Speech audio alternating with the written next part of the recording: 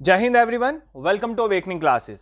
सो JKSSB finance sub inspector exam जिसके हम काफ़ी टाइम से प्रिपरेशन कर रहे थे। सो फाइनली टाइम कम्स, कल आपका एग्जाम है और आप बच्चे फुल्ली प्रिपेयर हैं फॉर योर एग्जाम। देखो, मैं यहाँ पर कुछ आपको पॉइंट्स बताऊंगा। हर पर्सन की, हर एस्पिरेंट की अपनी स्ट्रेटेजी होती है। You need not to change your strategy. मेरी वीडियो सुनने के बाद आपको कोई स्ट्रेटेजी चेंज करने की जरूरत नहीं है अपनी, बट कुछ पॉइंट जो आपको आपके लिए रेलिवेंट लगेंगे वो इस वीडियो से उठा लेना, ताकि आपको कुछ काम आ जाए कल एग्जाम में। आपको अपनी स्ट्रेटेजी चेंज नहीं करनी है। मैं ये वो शेयर करने जा रहा हूँ जो चीज़ें मैं फॉलो करता हूँ अपने एग्जाम्स के टाइम पे और जिनकी हेल्प से मेरे एग्जाम्स क्वालिफाई भी हुए। बट ऐसा नहीं कि अगर आप कुछ और सोच के चलते हो एग्जाम क्वालिफाई नहीं होते। बहुत बच्चे एग्जाम क्वालिफाई करते हैं और होते भी हैं। आपने अपनी स्ट्रेटेजी से शिफ्ट नहीं करना, पहली बात मैं आपको क्लियर कर दूं। बट कुछ पॉइंट्स यहाँ से जरूर उठा के लेके जाने ताकि जो कल एग्जाम में आपको हेल्प करेंगे। ठीक है, सो स्टार्ट करते हैं। आप एग्जामिनेशन सेंटर में गए और आप एग्जाम दे रहे हो। सबसे पहले इंपॉर्टेंट चीज, आपने पेपर को स्टार्ट करना है। आपका ये सिलेबस है फाइनेंस एसआई का आपके सामने। अब देखो, इस सिलेबस में कोई भी ऐसा पोर्शन हो सकता है जो आपका स्ट्रांग हो। फॉर एग्जांपल, आपकी इंग्लिश स्ट्रांग है, करंट अफेयर्स जनरल नॉलेज वाला पोर्शन स्ट्रांग है, इधर आपका जम्मू कश्मीर वाला पोर्शन स्ट्रांग है, साइंस का पोर्शन है, या मेंटल एबिलिटी है, या कंप्यूटर, कोई भी पोर्शन स्ट्रांग है। मैं आपको एक एडवाइस दूंगा, do start with your strong portion. अगर आपका सेक्शनल वाइज आता है तो स्ट्रांग पोर्शन से अपना पेपर जो है वो स्टार्ट करोगे। ठीक है, इससे क्या होगा कि आपके स्टार्टिंग के स्ट्रांग पोर्शन के जो क्वेश्चन है वो ठीक होंगे। एक कॉन्फिडेंस आता है कि मतलब आपको एग्जाम आता है। और अगर आप स्ट्रांग पोर्शन से भी स्टार्ट करिए, कहीं से भी स्टार्ट करिए, अगर आपको स्टार्टिंग के 3-4 क्वेश्चन नहीं आते, ठीक है, अगर आपको स्टार्टिंग के ही 3-4 क्वेश्चन नहीं आते हैं तो बिल्कुल भी डिमोरलाइज नहीं होना। एक मेरा फंडा है, मैंने एक बार पहले भी आपसे शेयर करा था। मेरा जो भी एग्जाम क्वालिफाई होता है उसके स्टार्टिंग के क्वेश्चन मुझे नहीं आते। ये कंसेप्ट मैंने अपने दिमाग में फिट कर लिया। ठीक है, तो जब भी मैं एग्जाम देने जाता हूं, अगर मुझे स्टार्टिंग के ही 5-6-10 क्वेश्चन भी नहीं आते तब भी नहीं मैं डरता हूं। क्यों? मैंने अपने दिमाग में ये चीज फिट करके बिठाई है कि जिस पेपर के मेरे को 5-6 क्वेश्चन नहीं आते होंगे वो मेरा जरूर क्वालिफाई होगा। ये एक तरह की प्रेशर हैंडलिंग ट्रिक्स होती हैं। आपने अपने माइंड को इस तरह से कर देना है कि भाई अगर तेरे को स्टार्टिंग के क्वेश्चन नहीं आ रहे, या बहन तेरे को ये स्टार्टिंग के क्वेश्चन नहीं आ रहे, तो कोई टेंशन लेने की जरूरत नहीं है, एग्जाम जरूर क्वालिफाई होगा। ठीक है, इस तरह से आपने चलना है।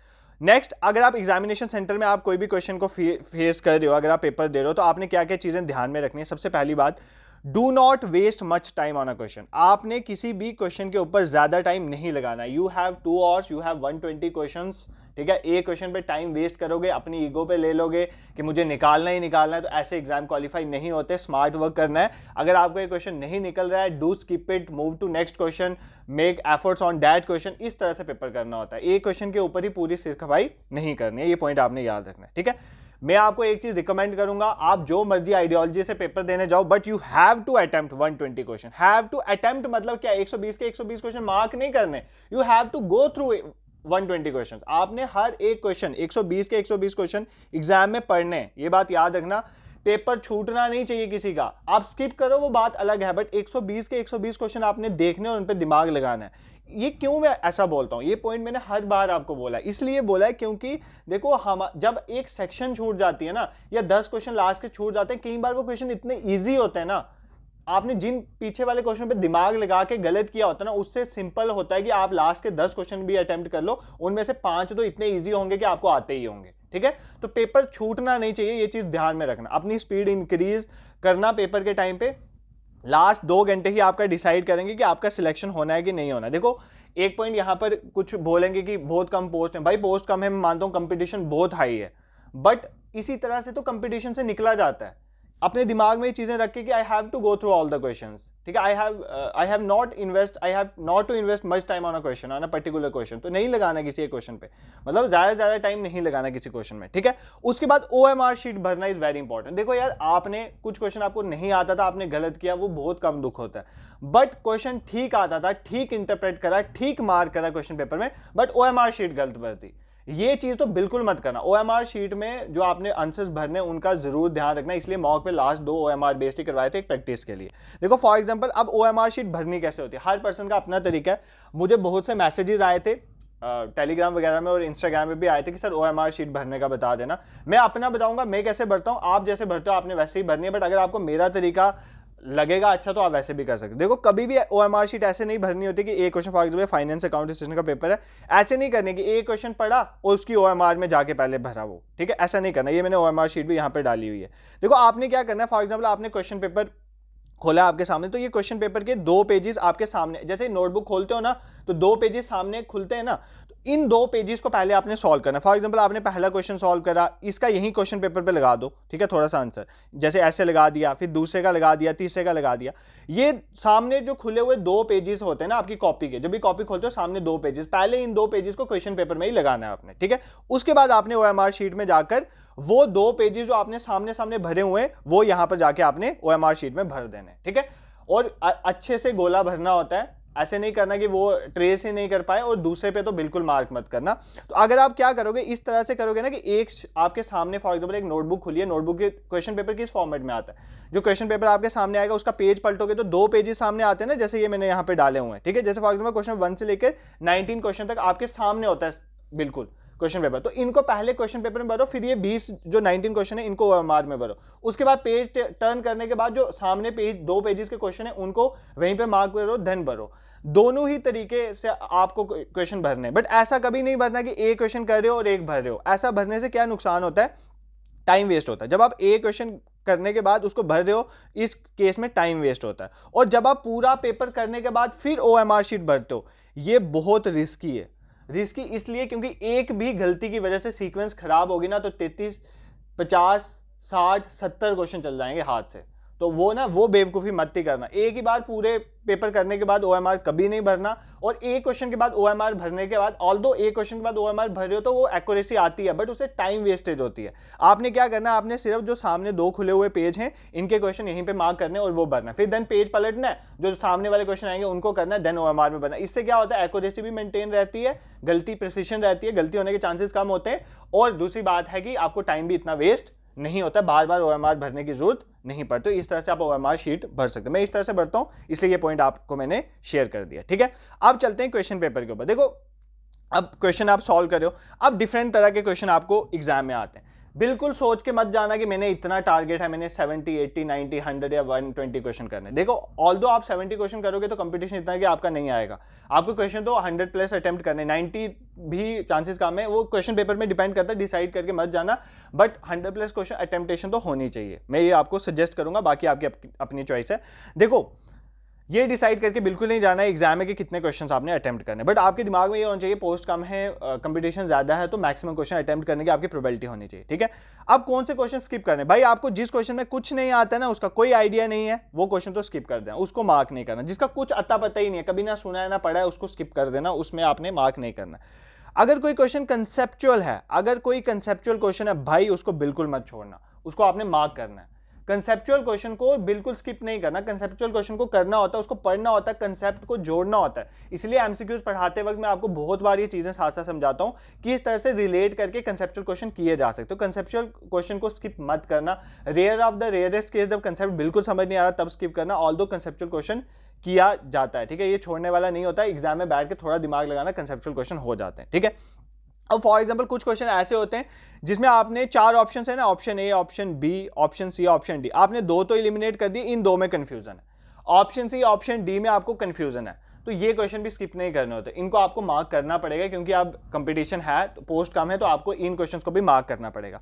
इनको क्वेश्चन को मार्क करते वक्त एक चीज का ध्यान रखना, अगर ये क्वेश्चन आपने कहीं पढ़ा है, क्वेश्चन पढ़ा हुआ है, तो फर्स्ट इंट्यूशन जो आती है ना, मैं तो वही मार्क करता हूं, क्योंकि वो मैक्सिमम चांस होता है ठीक होता है। क्योंकि एक बार जो आपके दिमाग में आ गया ना, आपने ये 2 तो एलिमिनेट कर दिए, बिल्कुल ये तो नहीं आ सकते, इन दोनों में आपको कंफ्यूजन, और ये क्वेश्चन आपने पढ़ा हुआ है, तो जो फर्स्ट इंट्यूशन आएगी ना, तो वो उस पर मार्क करना। एक बार मेरी बात सुन लेना, मैक्सिमम चांसेस हैं कि आपके क्वेश्चन ठीक होंगे। फर्स्ट इंट्यूशन, जो पढ़े हुए क्वेश्चन, जो नहीं पढ़े हुए उसमें नहीं बोलता, जो पढ़े हुए क्वेश्चन, जो ऐसे लग रहा है कहीं ना कहीं पढ़ा था, ये किसी लेक्चर में सुना था, सर ने ऐसे बताया था, किसी और टीचर ने ऐसा बताया था, किसी बुक में ऐसा लिखा था, उस क्वेश्चन को आपने जरूर मार्क करना है, ठीक है। I hope this is clear to you. Next, आपने कोई यहाँ पर ना क्वेश्चन पढ़ के सब कुछ हो, ये जरूरी नहीं है, ऑप्शंस की हेल्प लेनी है आपने। मैंने आपको बहुत बार ये चीज समझाई हुई है कि ऑप्शंस के थ्रू हमें, अगर हमें किसी क्वेश्चन का नहीं आता है तो भाई ऑप्शंस की help low. For example English, और तो भाई एप्टीट्यूड वाला जो पोर्शन है, इसमें तो ये 2 चीजें आपने लेके ही चलनी है। अगर आपका क्वेश्चन नहीं निकल रहा है तो आपने क्या करना है, आपने क्या उठाना है, आपने उठाना है ऑप्शन को फिट करके देखो, ऑप्शन फिट हो गया कोई भी एक, तो सिंपली उस पर मार्क करके आ जाएगा। इंग्लिश के केस में तो मैक्सिमम आपको सारे रूल्स तो सबको आते नहीं होते, तो इंग्लिश में आप क्या कर सकते हो, वो सेंस बनाने के लिए ऑप्शन पुट करके देख सकते हो। Same is the case to aptitude वाला क्वेश्चन, वहां पर भी आप पुट करके ऑप्शंस की हेल्प से क्वेश्चन निकाले जा सकते। इन दो सेक्शंस में ऑप्शंस का बहुत रेलिवेंट होता है। इनकी अगर सपोज करो क्वेश्चन का डायरेक्टली आंसर नहीं निकल रहा, नहीं आ रहा, तो ऑप्शन पुट करके देखो, वैसे भी आता है। दिमाग खोल के रखना है एग्जाम में, स्मार्ट वर्क करना है, दिमाग खोल के काम करना है। ये नहीं सोचना है, कुछ होते हैं ना, मतलब ऐसी चीजें करते हैं कुछ स्टूडेंट्स, क्या मिस्टेक करते हैं, वो बोलते हैं ये क्वेश्चन मैंने पढ़ा नहीं है। भाई नहीं पढ़ा तो क्या फर्क पड़ता है, तुझे पेपर में टाइम है, देखो अपना दिमाग यूज करो, वहां पर खोलो, कई बार समझ आ जाता है, ऑप्शन एडजस्ट हो जाते हैं। Eight the end of the day किसने कितना पढ़ा है नहीं मैटर करता, वो 2 घंटे में कितना एफिशिएंटली काम करता है वो ज्यादा मैटर करता है। ठीक है, तो वो एफिशिएंसी बहुत जरूरी है एग्जाम में। तो ऑप्शंस की हेल्प आपने लेनी है, ऑप्शंस को पुट करके इंग्लिश एप्टीट्यूड। देखो अगर मैं किसी पेपर को, अगर मैं पेपर करना होता, मैं ऐसे पेपर करता कि मैं इंग्लिश पोर्शन और सेकंड लास्ट करता और एप्टीट्यूड वाला लास्ट करता। द थिंग इज दैट अगर मैं करता तो आपको जो स्ट्रॉन्ग है आप उस बेसिस में करो। क्यों? क्योंकि मुझे ऐसा लगता है बाकी पोर्शन में मैं बिल्कुल टाइम नहीं लगाता, इंग्लिश में मुझे थोड़ा फिर सोचना पड़ेगा तो मैं टाइम लगाऊंगा, और एप्टीट्यूड में मुझे सॉल्व करना और थोड़ा ज़्यादा सोचना पड़ेगा, मैं इसको लास्ट पे रखूंगा। मैं इस तरह से क्वेश्चन करता हूँ। बट मैं अपने जितने भी पेपर्स करता हूँ, मैक्सिमम पेपर्स में छूटने वाली प्रोबेबिलिटी बहुत कम होती है।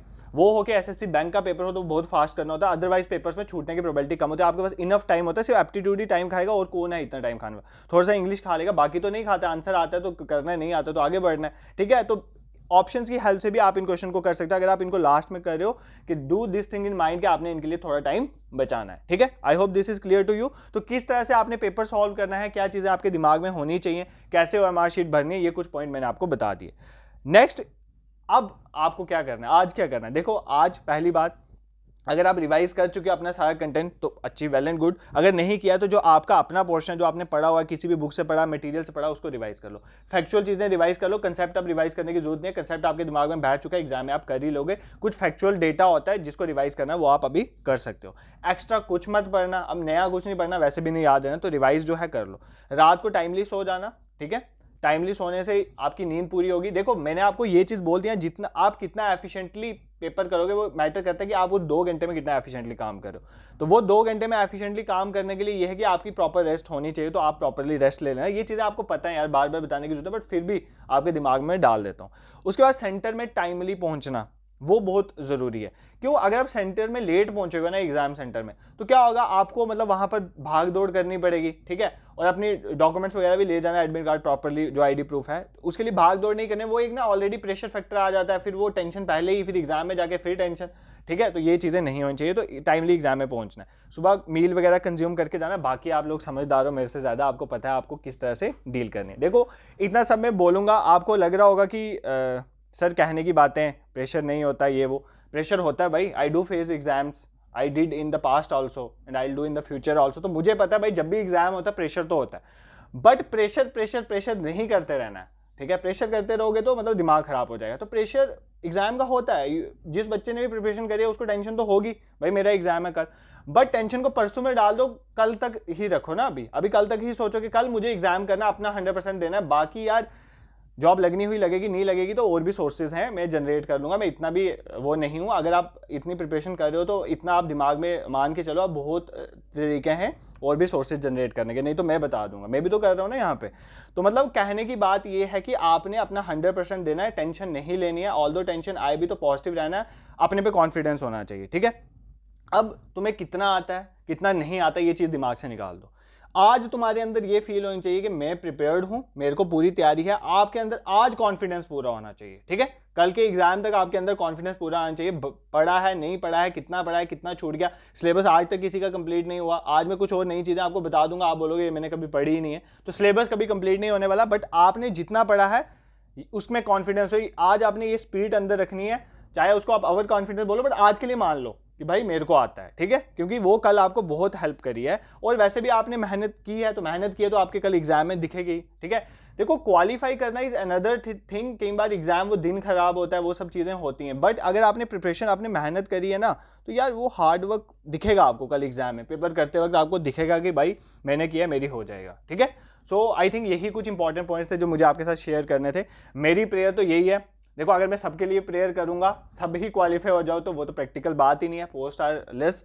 बट मेरी प्रेयर ये, जो डिजर्विंग है, जो मेहनत करते हैं, जिन्होंने हार्डवर्क करा है, जिन्होंने अच्छे से प्रिपेयर करा है, जो टाइमली कल एग्जाम को फेस करेंगे, उनका होना चाहिए। ठीक है, तो वो कल होंगे, वो पक्का क्वालिफाई होंगे। And all the best to you all. आप सब अच्छे से मेहनत करो, और मैं यही चाहता हूँ कि आप सब भी गवर्नमेंट सेक्टर में आओ, जॉब्स लो।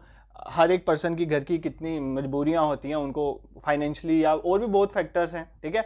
हमारी बात होती है आप स्टूडेंट से, पहले भी दोस्तों से होती थी, अपने सीनियर जूनियर से होती थी, अब तो कुछ एस्पिरेंट से भी होती है, वो भी बोलते हैं कि प्रॉब्लम्स तो सबको हैं, जॉब सबको चाहिए, बट आप मेहनत करोगे तो हो जाएगा। और अगर एग्जाम में कुछ नहीं होता, अच्छा नहीं जाता है भाई, तब भी टेंशन मत लेना, एक एग्जाम ही सिर्फ सब कुछ नहीं होता है। बट ये भी नहीं सोचना अभी फिलहाल, तो हमें कल तक सोचना है that we will do our best, ठीक है। This is it for today. I hope आपको ये चीज़ें समझ आई होंगी, और अपना बताना at the end of the session, जब भी आपका पेपर हो जाए तो आप मुझे इसी वीडियो के नीचे बता देना पेपर कैसा गया, दिस दैट, ठीक है। This is it for today, all the best to you and thank you so much for watching.